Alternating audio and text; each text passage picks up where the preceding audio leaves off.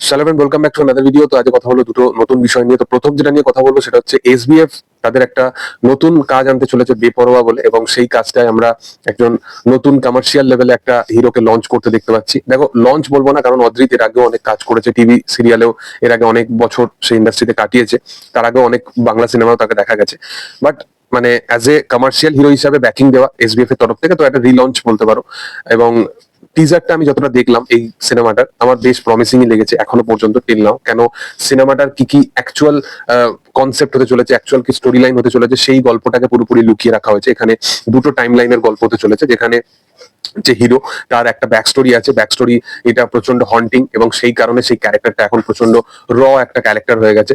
এবং যেভাবে চরিত্রটাকে build up দিয়েছে, যেভাবে অদ্রিত ডায়লগ বলছে স্টার্টিং এ, এবং তারপরে ক্যারেক্টারটাকে বিল্ড আপ দিয়েছে, প্রপার একদম বিজিএম সেট করেছে মানে টিজারটার মধ্যে, যাতে ক্যারেক্টার গুলোকে আরো সুন্দরভাবে ইনহ্যান্স করা যায়। তো সেটাকে কিন্তু ভালোভাবে ওয়ার্ক করিয়েছে টিজারের মধ্যে। এর পাশাপাশি অ্যাকশন গুলোকে যেভাবে দেখিয়েছে, দেখো আমি বলবো না বাংলার অ্যাকশন খুবই যে স্টাইলাইজেশনে ভরপুর, বাট হ্যাঁ পার্টিকুলার অনেক সিনেমার চেয়ে বেটার এটা বলবো। এবং যেভাবে মানে একজন মানুষ ধোঁকা খেয়েছে তার ভালোবাসায়, এবং তার পাশাপাশি সেই জিনিসটাকে যেভাবে এখানে সুন্দরভাবে ফুটিয়ে তুলেছে বিষয়টাকে, যে বারবার মেয়েটার একটা গ্লিমস আসছে এবং একটা মনোলগ টাইপের ডায়লগ চলছে, এবং অদ্রিতের কিছু কিছু ছোট ছোট ক্লিপস দেখাচ্ছে। তো ওইখানে কি হয়, হিরো বিল্ড আপ পায় ভালোভাবে, ক্যারেক্টার যার জন্য এই জিনিসটা করছে সেও ভালো করে বিল্ড আপ পায়, ইভেন পাস্টে কি চলছে এবং প্রেজেন্ট টাইমে কি চলছে এই বিষয়টাও কিন্তু প্রপার ভাবে তারা কোলাজ করে দেখাতে পেরেছে। তো টিজারটা আমার বেশ প্রমিসিং লেগেছে, আশা করবো সিনেমাটা বেটার হবে। এসবিএফ অনেক বছর পর মানে কমার্শিয়াল সিনেমা হিসাবে কোনো হিরোকে ব্যাকিং দিচ্ছে, তো আশা করবো এই সিনেমাটার মধ্যে প্রমিসিং কিছু থাকবে। এরপরে যেটা নিয়ে কথা বলবো সেটা হচ্ছে কেউ বলে বিপ্লবী কেউ বলে ডাকাতের বক্স অফিস কালেকশন নিয়ে। দেখো, আমাদের এখানে তো কোনো ট্রেড এক্সপার্ট বা এরকম তো কিছু থাকে না যে আলাদা করে কোনো বক্স অফিস কালেকশন আমাদের সামনে উঠে আসবে এবং সেটা নিয়ে আমরা ওপেনলি ডিসকাস করবো, এরকম নয়। বাট রিসেন্ট টাইমে 2-3 দিন আগেই প্রায় 75,000 ছিল তখন ফুটফলস, এখন প্রায় 1 লাখের কাছাকাছি ফুটফলস হয়তো হয়েও যেতে পারে।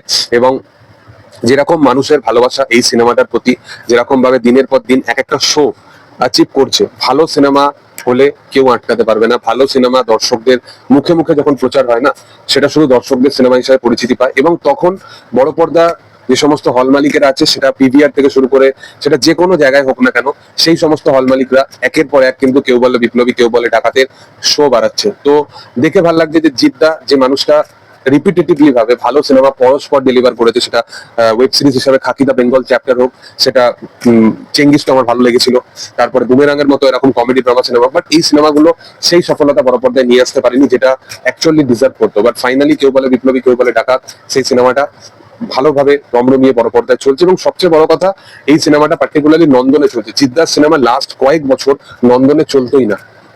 এখানে যেটা সবচেয়ে বড় সমস্যা, সিনেমার মধ্যে পলিটিক্স ছিল, আর পলিটিক্স এর মধ্যে সিনেমা, তো সেই জিনিসটা আপাতত দৃষ্টিতে দেখতে গেলে বন্ধ হয়েছে। আগামী দিনেও আশা করবো সেই জিনিসটাই থাকবে। তোমাদের কি বক্তব্য, তোমরা কতটা এক্সাইটেড আছো এই কাজগুলো নিয়ে, বা যারা দেখোনি কেউ বলে বিপ্লবী কেউ বলে ডাকাত সেটা দেখার জন্য, সেটা কমেন্ট সেকশনে জানাতে পারো। ভিডিও যদি ভালো লেগে থাকে তোমরা অবশ্যই লাইক করো, শেয়ার করো, সাবস্ক্রাইব করো চ্যানেলটিকে, পাশে থাকা বেল আইকনটা অবশ্যই প্রেস করে দিও। Thank you all, by.